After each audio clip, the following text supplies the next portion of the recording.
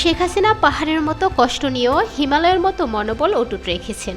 তার হাতকে শক্তিশালী করতে আমরা সদা প্রস্তুত বলে নেতাকর্মীদের মনোবল না হারানোর আহ্বান জানিয়েছেন আওয়ামী লীগের সভাপতিমণ্ডলীর সদস্য জাহাঙ্গীর কবির নানক। শনিবার দুপুরে নেতাকর্মীদের উদ্দেশ্যে গণমাধ্যমকে দেওয়া এক বিবৃতিতে তিনি এসব কথা বলেন।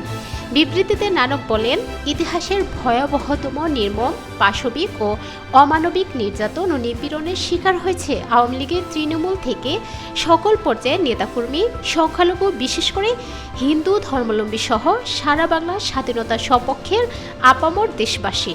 আওয়ামী লীগের নেতাকর্মীদের হত্যা ও মুক্তিযুদ্ধের পক্ষের সবার বাড়িঘর, শিল্প কারখানা, ব্যবসা প্রতিষ্ঠান থেকে শুরু করে গোয়ালের গরু, পুকুরের মাছ, ক্ষেতের শস্য জ্বালিয়ে দেওয়া হয়েছে। আমাদের কোটি কোটি নেতাকর্মীদের বাড়ি ঘর লুটপাট করেছে।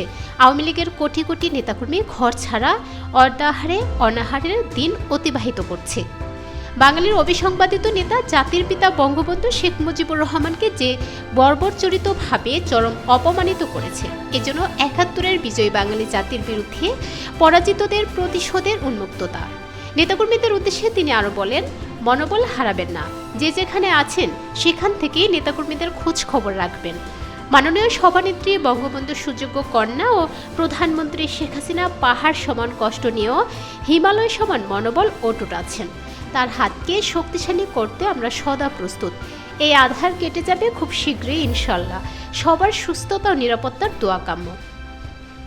বিবৃতির শেষ অংশে বিশেষ দ্রষ্টব্যে তিনি বলেন, গত ১ জুলাই থেকে এই পর্যন্ত আমাদের যেসব নেতাকর্মী শুভানুধ্যায়ী সমর্থককে হত্যা করেছে এবং যাদের বাড়ি ঘর, ব্যবসা প্রতিষ্ঠান লুটপাট ও আগুন দিয়েছে, তাদের তালিকাসহ গ্রেপ্তারকৃতদের তালিকা অতি সত্বর তৈরি করে নিজের কাছে রাখুন এবং এই হোয়াটসঅ্যাপে পাঠিয়ে দিন।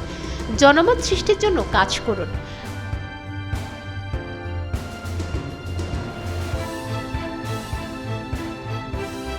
উল্লেখ্য, গত ৫ আগস্ট আওয়ামী লীগ সরকারের পতনের পর থেকে দলটির নেতাকর্মীরা আত্মগোপনে আছেন। এরপর থেকে দলটির যুগ্ম সাধারণ সম্পাদক আফম বাহাউদ্দিন নাসিম এবং সভাপতিমণ্ডলীর সদস্য জাহাঙ্গীর কবির নানক গণমাধ্যমে একাধিক বিবৃতি পাঠিয়েছেন।